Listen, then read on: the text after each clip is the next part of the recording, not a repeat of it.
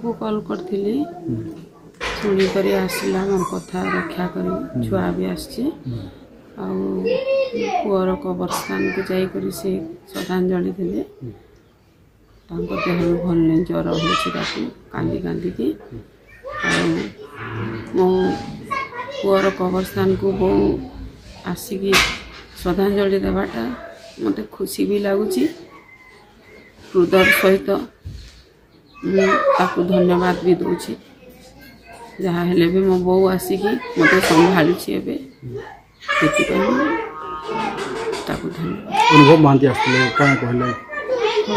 आसी मत भेटले से कहले कि माँ तो हिमांशु सागर जाइनी मु तो पुआ और प्रत्येक विषय बुझी आटिटला बेलू मु बार बार थरे न बार बार आसबि माँ निजर शरीर केयर नहीं कि रुह